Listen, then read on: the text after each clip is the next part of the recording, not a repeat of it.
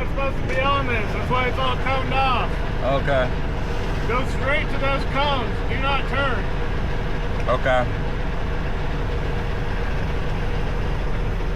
A weak ass nigga, bro. Don't drive on the pavement, boy. Y'all got me fucked up. I'm on this pavement. Shit. Hello, guys. Thanks for joining in. I have a lot of work to do. A lot of work to do. There's a lot that needs to be done, and it's gonna take several days, maybe a week, because that's just how I move, right? So I've got this truck needs to be fixed on. This Dodge truck needs to be fixed on. This four-wheeler, I gotta put the wheel back on this four-wheeler and tighten up these A-arms. This will be really easy to do. It's maybe gonna take an hour of my time to get it done. I've just been putting it off. That needs to be worked on, but let me get to it, right? So, let me start with this. This will probably be like the second thing I do. Put the spindle back together, tighten up these bolts, clean up some of this rust. The reason I haven't put it back together yet is because it needs brake pads. It needs brake pads like a son of a gun. So, what I did do was put new ball joints in it, uppers and lower ball joints, a new spindle, and now it needs brake pads. So I need to clean up all this rust, put this back together, put the wheel on, and put it on Marketplace for sale, straight up. That four-wheeler over there, it just needs the fluids change, not a big deal, not a priority. But that truck over there, it needs a Randy's stage 2 transmission, so I'm gonna start tearing that down. The Dodge over here, it needs an injection pump and a fast fuel system, so we'll get to that. But right now, this truck needs the turbocharger actuator replaced. So the actuator's acting up, it's not making full boost, it has no exhaust brake. It comes online and offline, it's offline and online. Majority of the time it's offline. So for instance, for like 2 weeks it's been offline. It's only been making a maximum of 30 PSI, pounds of boost. And then it'll randomly come on and it'll make full boost and exhaust brake. But then, so for instance, like on my way from Dallas to San Antonio under a light load, thank God, it was like, I don't know, a couple thousand pounds, a few thousand pounds of nothing, 3 pallets. It was acting like it was having fuel pressure problems and it wasn't getting fuel delivery. It was acting like it had air in the system, it had no power. I mean, no power. It would die sometimes. And you just had to like keep your foot on the gas as best you could and try to do 50 or 60. It was crazy. So I was like, I need new fuel filters or something, or I have air in the system. So I put a new fuel filter on, didn't fix it. You know, it was just like it was having fuel problems, like it was air in the system. So I haven't really figured that out yet. But I think it has something to do with the turbocharger actuator, because once I got to Houston, over 200 miles of it, driving an empty trailer from San Antonio with no power, could do 35, 45, 50 the whole way. It was crazy. It was terrible. I got to Houston, took my foot off the throttle, put it right back on the throttle, and the truck was normal. Like full turbo, full fuel pressure, full power. It was like night and day. It was crazy. So that leads me to believe that it is the turbocharger actuator. So we will be changing the actuator, because I did get the codes pulled out of Love's Truck Stop with the J Probe, and it came back to no communication between the VGT actuator. So I just got some prices for some actuators, $700 with your core. But then you have to recalibrate the actuator to the truck. So I'm still figuring out what I'm gonna do about getting maybe a scanner or a scan tool and trying to calibrate it myself, because I really would like to have that computer. And yeah, for future things and working on trucks and stuff like that. So I should probably buy that thing, but I'm also kind of broke. I'm not trying to break the bank. And the company that I just called out of Fort Worth area, they have actuators that they sell, $700. You get, it's $1,000, but if you give them your core, it's, you know, $300 back, $700, and they will calibrate your truck for you for $50. All I need to do is get there to do it, or they'll ship me the part and I've got to figure out how to calibrate it myself. So that being said, I need to figure out what I'm gonna do about a scan tool, 1, and 2, I would take it up there, but I'm afraid that while I'm trying to get there, the truck's gonna act up again and I'm gonna be struggling to get there. Or don't get there at all and have to get a record. that's not gonna be good. I mean, I was very scared actually coming back from San Antonio that I wasn't gonna make it. So I'm gonna have to think hard about this. I might try to take it without the trailer and just bobtail my way up there. But as soon as the truck starts acting stupid or anything like that, probably gonna bring it back. Hopefully I don't get too far before that, if I do that. Or I just suck it up and buy a scanner / calibration tool. Only problem with that is that's gonna be like another $1,000 somewhere in that area, I think, for like a decent one. But I'm trying to get some prices on those scanners to see what the best option is as far as getting one. So yeah, we gotta figure that out. So yeah, this truck needs a VP44 fuel injection. I was driving it, hauling ass, and then it just shut off, never came back on. So actually what I'm gonna do is I'm gonna check the voltage going to the injection pump and make sure it's getting voltage. And if it is, then that means it's bad. But right now, let's put some starting fluid in it and see what that does. Also, the other Dodge truck is getting the stage 2 Randy's transmission, so looking forward to that. Seem to put my coffee down. All right, so this says starts gas engines for gas and diesel, saves batteries. Well, I guess that's a good thing, right? Save our batteries. Not really. I have no idea if this thing's actually gonna start with the injection pump not working and with the starting fluid, but where's my keys at? Let's give her a crank and see if we have any magic. At least we'll know if we have batteries. I gotta give this girl her stuff back. Them batteries are dead. No bullshit.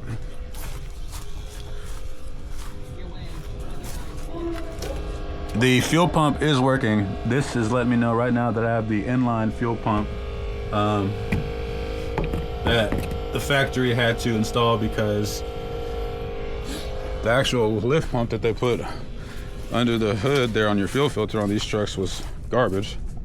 So I'm pretty sure maybe I should go get my junk box for this. That thing did not want to crank. There's enough there for it to start though, and it says check engine, so that's how I know that the injection pump is not communicating with the ECM on this thing. But I'm just curious if some starting fluid will fix this. Now I know the wiring on this truck sucks. I do believe that the person that I bought it from, whoever he bought it from, did an engine swap in this thing and they boogered up the wiring. So that is a thing. Also this intake box is barely on here. Let me put this on here.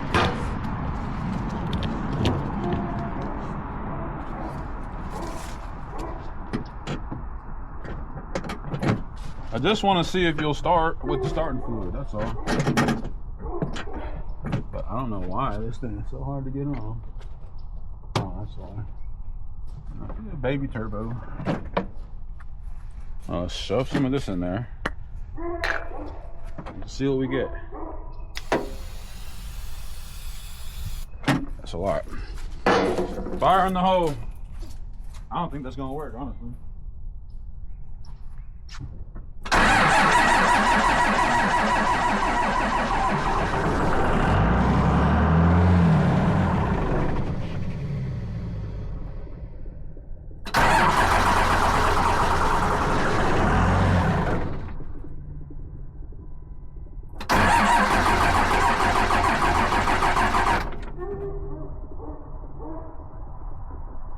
Well, it is clear to me. Wow, that cable is hot. That thing is smoking. You know, this might be our problem right here. I should probably fix this little wire right here. That looks like shit. Dude, that wire broke. Anyways, clearly the starting fluid worked, and clearly our injection pump is not working, I'd say, because it won't start without the starting fluid. And I pulled the code, and the code said that there's no communication between there's no communication from the VP44. So that's my conclusion there. clearly the truck still runs. And actually, when it cranked harder after it ran because the damn batteries got some charge in there, the alternator or whatever. But this little wire right here is barely hanging on. I don't know what it is, but it's on. But this whole setup needs to be redone. Honestly, I need to go in this engine bay and completely redo the wiring to the harness. I really do. I really don't. I'm not looking forward to it, but it's what needs to be done because it's, look, this is crazy, right? Somebody came in here and swapped this motor in here. I bought this truck for $6,000, just so you guys know. It's a 5.9 Cummins with a 5-speed transmission, and it has a brand new built transmission from what is that called?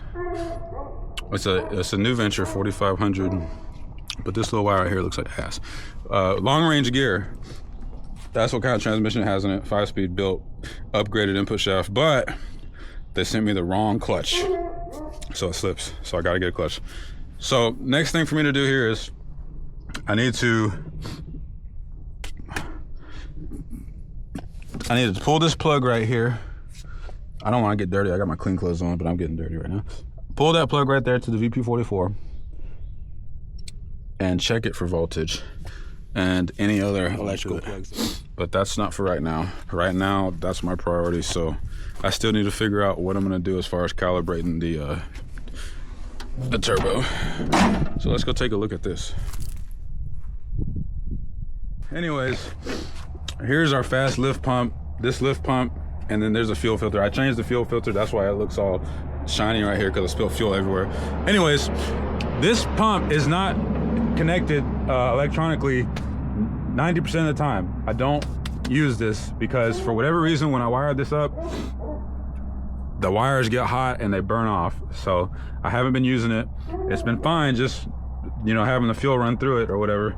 But when it gets cold, like below 25 degrees, that's when I start getting issues with like fuel pressure, especially when it's like below 20. Once it's below 20, it'll run, it'll idle just fine.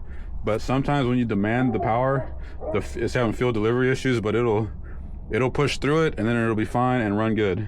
Just, you know, for a few moments, it'll just kind of be a laggy. But once it gets pushed through it works. But recently, it's been so cold that the fuel has just not been good. So I hook it up sometimes when I need to, and I use it for like pressurizing the fuel system. This will prime it up real easy without having to like turn the key back and forth, or doing all that stuff that you do when you get your PMs. This will just connect it, pressure. So I have it connected when I need to. I should probably fix that. Now, here's our turbo actuator. This is our Hotshot VGT turbo actuator. This part is not getting communication, but here's the thing. Yes, the code pulled for that. I also need coolant bad. I need a radiator. This radiator has a 2-year warranty on it. It's been like a year. I need to pull this radiator and change this radiator. This thing needs coolant. Anyways, when you turn the truck on, you're supposed to hear the turbo spool. That means the VGT is working. But when it's not working, you won't hear nothing. No turbo. But I need to put some coolant in this song gun. So we're gonna need to get some coolant. But like I said, this coolant leak is very apparent. It's coming from the radiator because it's all ending up right here. It's all right here. So I don't think I have any more coolant on me. And that means I need to go get some more before I got a little bit. So let me dump this in here, and then we're going to start the truck and see if we have a check engine light and see if our VGT is communicating or not. If it is communicating, I probably could take a chance at driving it up to DFW area or Arlington to get this actuator and installing it in the parking lot. This is not gonna be difficult to do in a parking lot at all, provided you have the right tools. And the right tools are these Torx bits, and those I probably don't have, or maybe not the Torx bits, but these Allen bolts. Anyways, all right, so I added some coolant to it. Not much, maybe, a couple quarts, but it's something. It's okay. So I forgot to mention that I reached out to my friend Dream Inspired because I know that he knows South Georgia Hotshot, and I subscribe to both of them. I always watch South Georgia, but I know that Robert bought a scan tool for his Mac, and it was a really decent one, I think, from what he was telling me, or telling everybody on the video. And so I reached out to Jason and asked him if he could communicate with Robert, and they sent me Robert's YouTube video of him explaining his scan tool computer diagnostic that he bought. So I'm gonna watch that and see if I'm gonna buy that or not. What was really cool about it was that it had all the diagnostic port hookups for all makes and models of trucks. So it was really cool. I like that. And I just need to make sure that it's gonna calibrate my actuator. If it'll do that, I'll probably buy it, because I'm pretty sure this will not be the first time I use it. But let's go ahead and turn the key on and see if we can communicate with our turbo or not. So this pump is not on right now. What you're hearing is this pump. So there's like a wiring issue here. I mean, clearly. I just don't know what it is. But this is a really expensive pump for it to just go to waste. Let me see if we can fix this, because this needs to work. Because I'm pretty sure this truck's got no fuel pressure in it right now. Did we blow a fuse? No, we've got the fuse.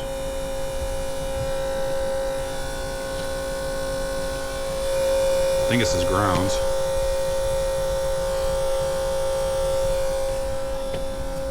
I don't know what the problem is right now, but I've got to figure this out.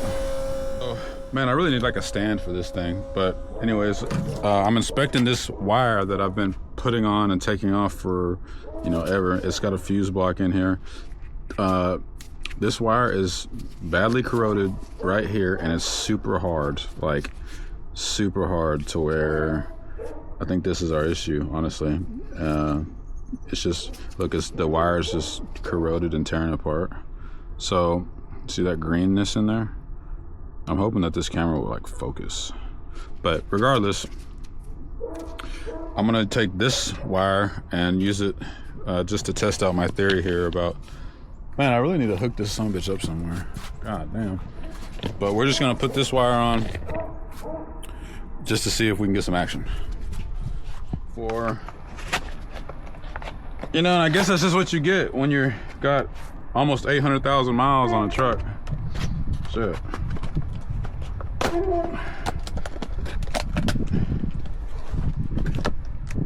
I was watching a video of Make Sense. He was getting his ISX truck built, literally the same exact truck. He's getting his motor rebuilt, and I'm watching the video of he's taking of the tear down, and I'm like, I can do that. And so now that I've watched that video, I'm like 100% confident that I could literally rebuild this truck, given the time, space, and the tools required to do it. In frame is what I mean. And really the only thing that would stop me from being able to actually do the in frame is something like a forklift to lift and place that head, take it off and put it on. But for the most part, it's easy, man. I mean, I say it's easy, but it's not easy. It's what it is. It's time consuming and it's tedious, and you need to be organized when you do it. But I'm telling you, I think I can do it. Don't like about, I'm basically running it like this though, because even though that other one's got a fuse block on it, it's like, it never blows the fuse, because one, it's a 20 amp fuse, and two, it doesn't blow the fuse, it just blows the fucking wire. But if you put a smaller fuse in it, then it'll blow the fuse. So I've got some real wiring issues going on here, and I have not been able to figure it out. And I also haven't really put that much time and effort into figuring it out, because I've always been able to just run it without issue until it becomes an issue, and then I'm able to like do what we're doing right now, basically. I mean, there's been times where I've ran out of fuel, or it was too cold and whatever, because for some reason my truck loses prime overnight. Like, it will lose prime overnight. Sometimes it'll lose prime in a matter of hours, and sometimes it won't. It's the strangest thing. But one thing I do know is that it's consistent with that when it's cold outside. So I always hook up my pump, prime it back up, and I'm good to go. So without issue. Only problem is you leave it hooked up and now it's fucking burning up wires. So I don't like that. So I really should probably rewire this because the way I've got it wired ain't working. I've got the hot going to the fuse box in here. It just goes right there. And I've got the ground going down there to other grounds. And the strangest thing is, maybe you guys can help me, but before the ground wire was burning out. Okay, well, it hasn't been burning out lately. Lately it's been the power wire. So I don't know, bro, but I think I need to rewire it, and I need to maybe I need to like hook it straight to the batteries and put a switch on it and a fuse. Let me know what you guys think. See, now it's working.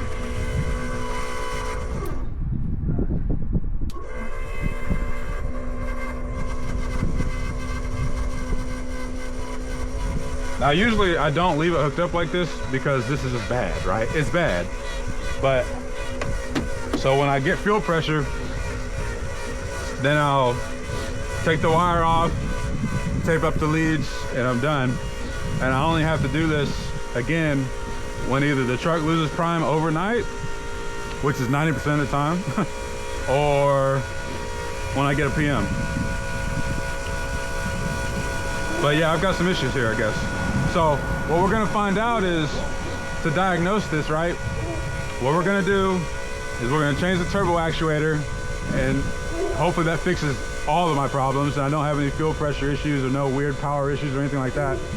And if that doesn't fix what I've been experiencing in the last 2 days, then I'm gonna rewire this and see if that fixes it. Because I do have a code for low fuel pressure, but I think that that's because it's pulling, the lift pump is working harder because it's telling me there's a fuel restriction, fuel filter restriction. Well, the fuel filter restriction gauge in the truck that you guys all have on your gauge that tells you your fuel filter percentage, that's unplugged. It doesn't work. I think that's what this is right here. So that gauge just don't work. So it could be throwing a code because of that. It could be throwing a code because the lift pump on the motor is working harder to pull the fuel through the fast pump. Those could be the two issues right there. But let's give her a crank now and see what we get, huh?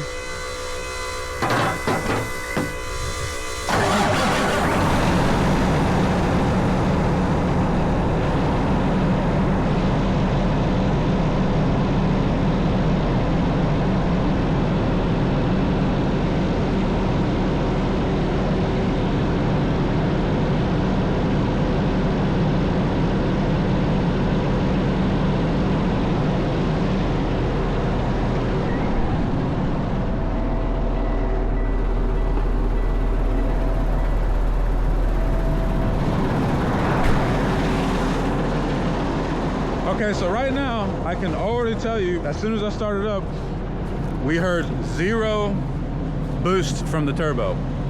So already, off the muscle, we don't have any communication to our turbocharger and ECM. The actuator's not working. But even though the actuator's not working, it will still make 30 pounds of boost,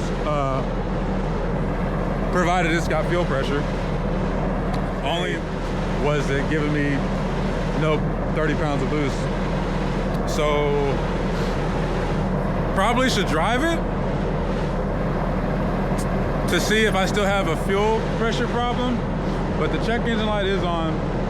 The turbo actuator is not working properly right now. Even still, with the check engine light and the fuel pressure, I mean not the fuel pressure, the turbocharger not acting right, you can still haul 40,000 pounds and comfortably. You can still haul 40,000 pounds comfortably and it not really slow you down. And that's why I was running it the last couple of weeks, because I was already out across the country anyway, so I needed to just work my way back home, right?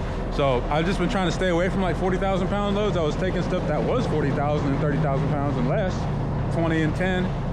But with 40,000 pounds, you can get the job done, and it's not gonna bother you too much. Honestly, you can still run the speed limit, you can still haul ass, you can still get it done. But whatever was going on yesterday between DFW, San Antonio, and Houston, you're not gonna pull no loads like that. You can barely pull an empty trailer. So I don't know if that was related to the turbocharger or if it was related to my fuel pressure. But the thing is, while I was having those issues, I had the pump hooked up, I changed the fuel filter, didn't fix it. But then when I got to Houston, everything went away and everything was good and it was running 100%. So that's why I need to change the actuator to know that if I have a fuel pressure problem or not. That, and because it was like acting like it was getting mad air into the fuel system. So what I'm saying is, I have no idea if the truck will make it to DFW or not bobtail to get the part. Because I don't know if it's gonna go into that like limp mode or whatever it was. Because I also thought I had bad fuel. I was getting the idea that I just got a whole tank of bad fuel. Because I did fuel at the quick trip in DFW, and right after I got that fuel, I don't know, 50 miles, 100 miles, problems. So, but then maybe it was bad fuel. Maybe it cycled through there and got it out, cleared it up, changed the fuel filter, because when I got to Houston, didn't have that issue at all. So I don't know what's going on. I'm tempted to drive it right now up around the block and see what's what. I might go to the shop down here too, a couple miles from the house, and see if the guy's got like, the calibration tool that I need. Because if he's got the calibration tool that we need to do this, then I don't have to go down there, I can call him. Anyways, that's the next step. I need to figure out what I'm gonna do about this calibration tool. I'm gonna watch that YouTube video of South Georgia Hotshot and his scan tool that he bought. I'm gonna do that now. So I'll catch up with y'all. That's weird. I was just airing up my tire and the truck shut off. The truck's been running the whole time I was airing up the tire back there. The truck just shut off on its own.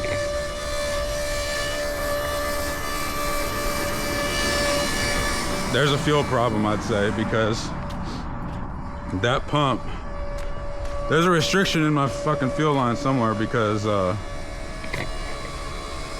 there's air getting into the system because that pump it just came online. Like, it's been on, but you could tell that it didn't have any fuel pressure behind it. And now I just picked up the fuel pressure again. So I've got a serious fuel pressure problem. That is what's going on here. I don't got no leaks.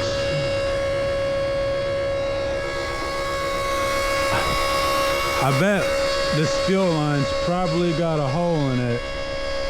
But if it did, you'd think you'd be seeing fuel. You'd think you would see fuel leaking.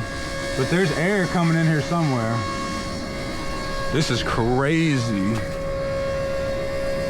What is going on? So I'm just tracing the fuel lines right now. Just tracing the fuel line to see if I can visibly see anything obvious to me that stands out. That is crazy. The truck just shut off.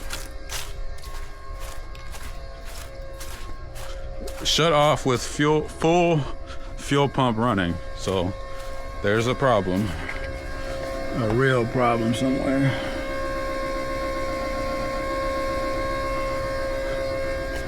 I just don't know what it could be.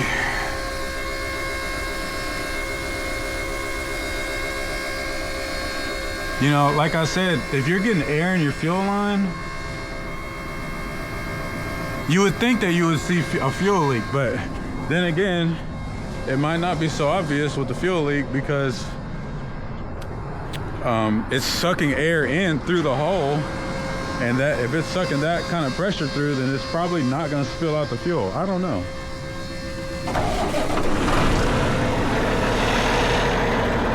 Check our oil pressure. Got oil pressure.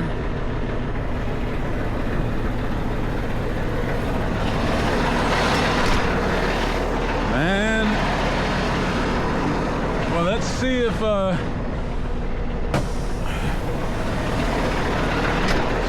Let's let it idle for a few hours and see what happens. That's what I'm gonna do. I'm gonna let it idle for, if it will idle for a few hours. We're gonna see if it'll idle for a few hours, but that's an issue. I just put air in this tire too. And them bushings are bad too. Need bushings. Truck needs a lot of things, man. It used to not need too much. It's starting to need a lot.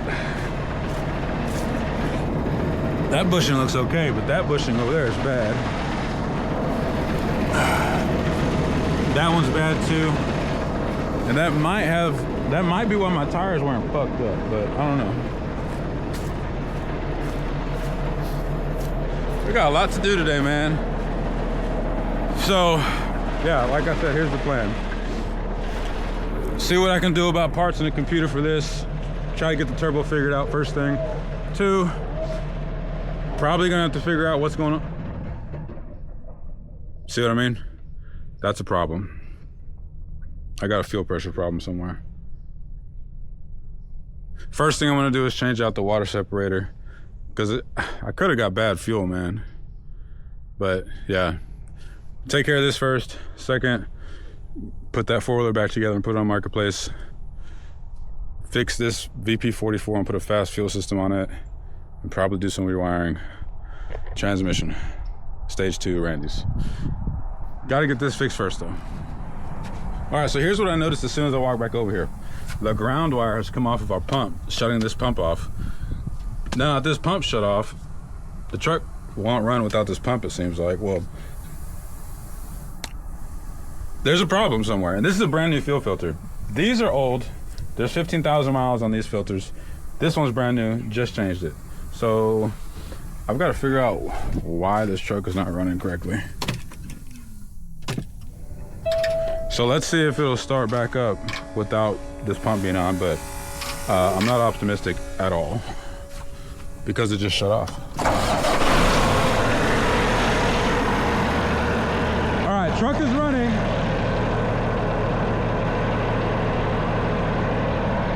Truck is running, pump is disconnected. It's running on the factory fuel pump right now. So it didn't shut off because that pump is disconnected. It's shutting off for another reason. I'm probably gonna need to buy this scan tool for the simple fact that, one, I don't want to take the risk of driving it up to DFW to get a part put on and risk not making it there and need a record. I can't do that. So we're just gonna forget about that completely, and we're just gonna rule that out completely. I'm gonna have to buy the computer diagnostic tool because I've got more to figure out here. Actually, I did just get a list from the J-Pro. Let me pull the diagnostic codes right now. Truck just shut off. Truck shut off. So let's go over what Love's told us with their diagnostic. J-Pro diagnostic. Kenworth W900, Cummins ISX 15, PACCAR ECU.